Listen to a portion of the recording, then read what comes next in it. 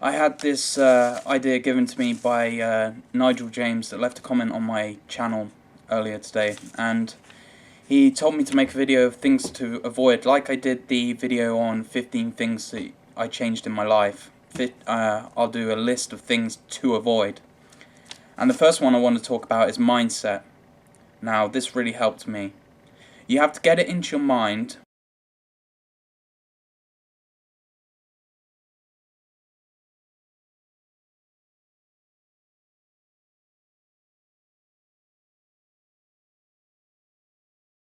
that your body is far more intelligent than any doctor you're going to go to, because it is. I'm 24, okay? My body isn't 24 years old. It's through generations and generations of adapting. It's very intelligent, the body. It's working every minute of every day to make sure it can get to homeostasis, optimal health. Now, when I realised that, I realised, so if my body is working towards homeostasis and a optimal level of health, because the body wants to be thriving, it wants to be healthy, it wants to be vigorous, yeah? So I realised, whoa, maybe there is some stuff in my life that I'm doing on a day-to-day basis that's actually causing problems. It's hindering my body's ability to get to this stage of homeostasis.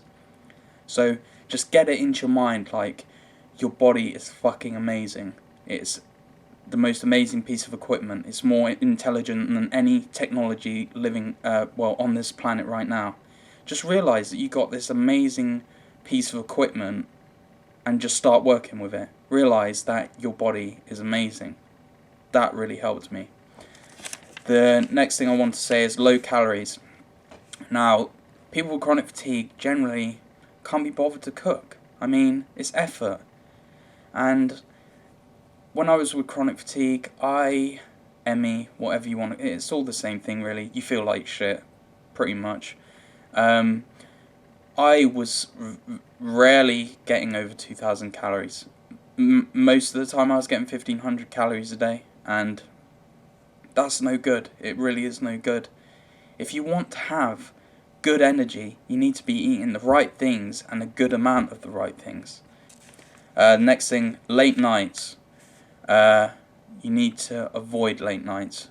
I could instantly tell from going to bed at 10 o'clock and going to bed at 11, there was a big difference in the way that I woke up in the morning.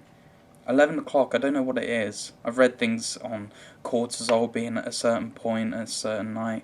You don't need to look into that stuff. It's a waste of time. Just go to bed early. It really does help. See, all these things build up. If you're changing all these things, your body's getting an easier time achieving homeostasis, which is just a balance that it is always striving towards. Next thing, gluten and dairy. I don't care if you grew up having gluten and dairy just fine like I did. You need to cut those foods out of your diet. End of. If you want to recover from chronic fatigue, you need to get them out of your diet. Simple as that. They're not health foods. If you look at a cheese toastie, just be true to yourself and just look at that cheese toastie and go, is this going to help me achieve a good level of health that I'm striving for? And you've seen the cheese just melt all over this dough, and you're going to be like, no, it's not. Is brown rice and vegetables going to be better at achieving a good level of health than the cheese toastie? Yes, it is. So you need to replace all those foods, get it out of your diet completely. Be serious about this. If you want to get over chronic fatigue, be serious about this. I wasn't serious for a long time, and that's why I was ill for so fucking long. If you want to be ill for as long as I was, 8 years or more, fuck about. Don't change anything. Just wait for a new treatment that's never going to happen. Next thing, movies. You need to avoid intense things. Like I've said this in my 15 things that I changed to improve my health, and that is just avoiding intense, draining television and stuff, because it keeps your body in that wired state, and that's not good if you're wanting to achieve relaxation and your body to have an easier time healing itself. So avoid television before going to bed. I listen to an audiobook for about half an hour before bed instead of watching television. Simple things like that really do change your sleep a lot. And sleep is, you're going to get the most out of sleep if you fix it, because sleep is so important. You'll get more benefit, about the same benefit as changing your diet, I would say, if you get a good sleep pattern going. The next thing, don't exercise. It's a load of shit.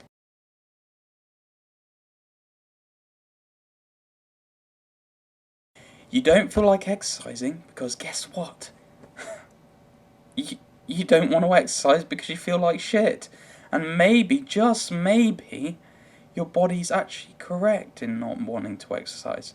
Maybe, just maybe, your body doesn't feel like exercising because it really doesn't want to.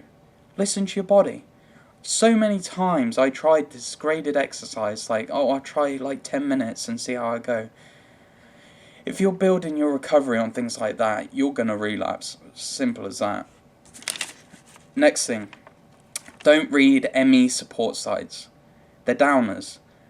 Like, it's like they don't want to get better. It's like you go on an ME support site and it's like, learn how to live with chronic fatigue. It's going to be difficult, but you must learn to pace and spend your points wisely.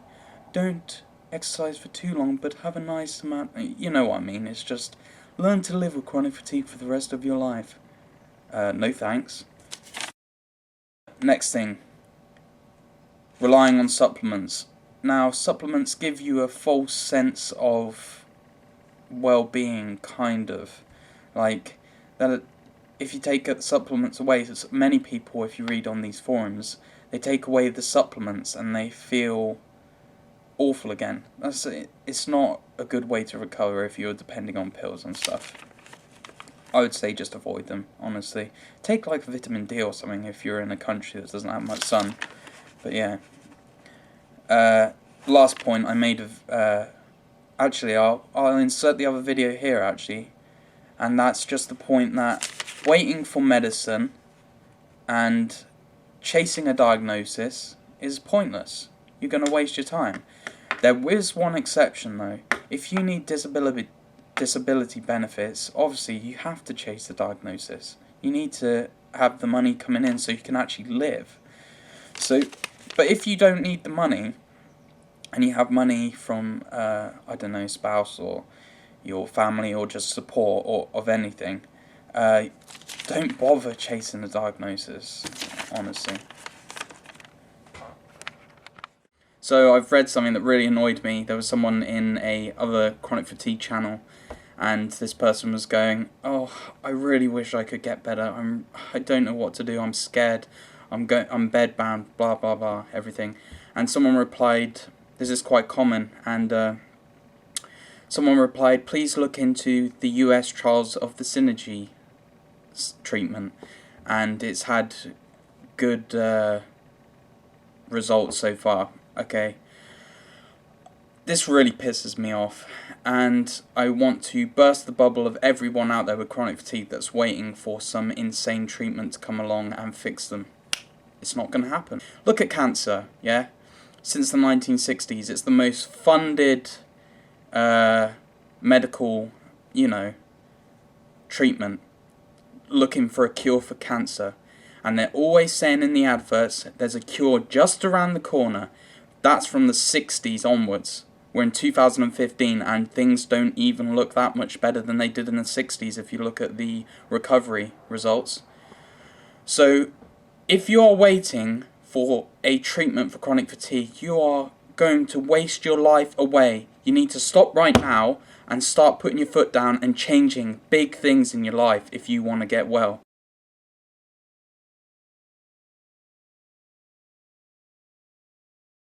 I was just rendering the video and I realised there was a point that I had missed, and that is that when you're starting to see results and you're feeling better, not totally, but you're starting to feel better, do not push yourself. Just leave it be. Just don't be active, don't exercise, and just see how you go for the next few weeks. See if it increases or it plateaus or whatever. don't jump straight back in at the deep end with exercise. Give it a few weeks or months feeling better before you do anything like that.